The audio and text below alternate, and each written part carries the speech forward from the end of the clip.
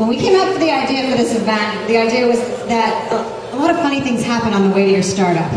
So I started to think about what story I could tell, and one of the things I want to focus on is, when do you stop being a startup? I run into people who are startups for 10 years. And so I wanted to apply this to myself, because I started the Downtown, if people who don't know me, I am the founder of DowntownWomen'sClub.com, and we started in 1998 as a ladies who lunch club, who wanted to network in downtown Boston, and then we expanded over the years to other cities, and I really didn't consider us a startup until 2005. In 2005, we were in multiple markets, and I had a day job, and I was just trying to figure out, how do I manage this, and wouldn't technology be great? And one of the first things all the members wanted was, what if we could have a member directory online? And so I was like, okay, that'd be great, but I'm not going to hire someone to fill in the member directories. So I said, what if we had member directories online where people could update it themselves? And what if they could link to people that they did work with? And what if they could have a blog on the site? And so this was 2005, and I thought this was this great, brilliant idea, because I heard that some college kids had this thing called Facebook, and I'm like, what if we had this for business women?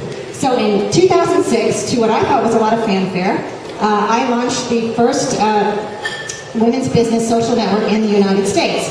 And it was one of these, cue the crickets, if you build it, they didn't come moments. And I, realized that businesswomen weren't really interested in blogging. They weren't interested in these other things. So we really dumbed it down and made it a member directory. And for the next 2 years, we slugged through the fact that we had to educate women on how to do this. And we still, to this day, get calls, who's going to write my bio for me? How do you upload a picture?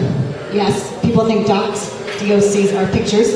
And I will say this, 80% of our customer service goes to people with AOL.com addresses.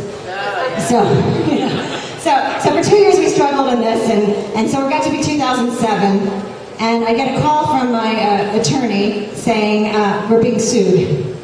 And I'm like, okay, I have enough trouble trying to do what I'm doing without being sued. And I thought, oh God, it's the crazy lady in New York who has been calling me to complain that she keeps going to our meetings and not getting business, and therefore it's all my fault.